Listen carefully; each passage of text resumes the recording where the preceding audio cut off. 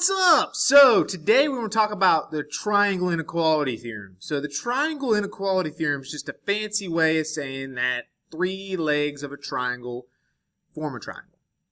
And so to do that, we have to look at some inequalities. And inequalities have to deal with like these things, right? And so we want to make sure that we understand how that works. And that's what I'm going to show you. So if I'm just going to say, for example, the way that a triangle is formed, you have to have three sides that are just long enough to be able to connect to each other. So for example, if I had like one side and I had another side like this and had another side like this, those sides aren't big enough for that thing to connect. So if I do this and I bring them together, they won't connect like this, right? They're just going to come down and connect at the bottom, and that's not going to work, right? So that doesn't form a triangle. So the triangle inequality theorem says basically this.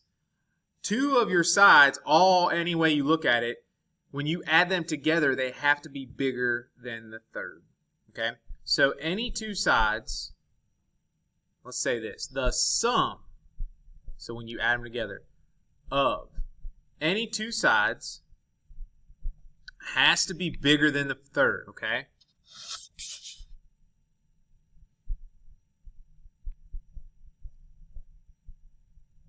Bigger than the third. So, any way I look at it, the sum of them needs to be bigger than the third. And so the best way to do that is just find your two smallest ones and add them together. So let me give you an example. So we want to know, looking at this first example, we're going to state if those three numbers could potentially be the sides of a triangle, okay? So for them to be the sides of a triangle, you have to make sure that all three sides, when you add two of them together, they're bigger than the third. So the way I do this is I always just find my two smallest ones, right? So my two smallest ones have to be bigger than the third, okay? So when I add them together, I get 12, right? All right. Is 12 bigger than 10? Yeah. So since it's bigger than 10, this can form a triangle.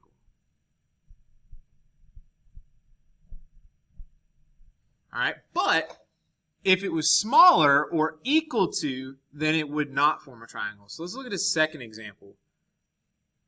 My two smallest sides would be 9 and 3. And so if I take 9 and I add it to 3, I get 12. Is 12 bigger than 12? Well, the answer to that's no. 12 is not bigger than 12. 12 is equal to 12. And so since that's not bigger, it is not going to form a triangle. And so that's how you use the triangle inequality to do that. Now you can do all three ways of looking at those sides and add them together and look at the biggest and make sure that they're bigger than the third. But if you take your two smallest sides and you add them together, you don't have to do anything else after that. If you just take your two smallest sides, add them together, and see if they're bigger than the third, then you got a triangle. If it's not, then it's not a triangle. We also have what we call range of values, okay, for our third side, okay? And what that means is basically we need to have a range of values that our third side could potentially be to be able to form a triangle, okay? Man, this is so simple. The way that you do this is you take your two sides, you're trying to figure out what your third side is going to be, right? So all you do is you add your two sides and you subtract your two sides. Now remember, your sides have to not be negative. They have to be positive. So when you subtract them, they have to be the biggest number first.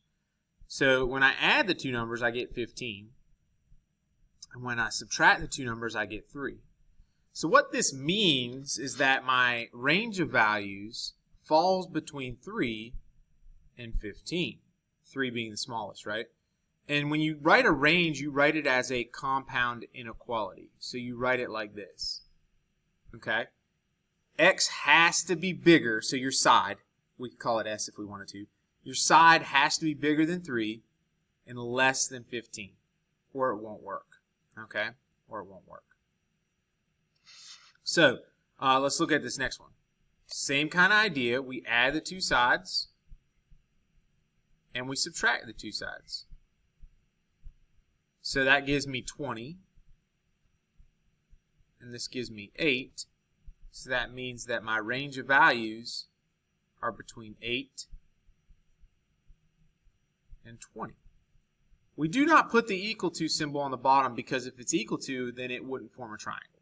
So we have to realize that we have to have those actual inequalities, and this is the direction that we do compound inequalities. It has to work that way, okay?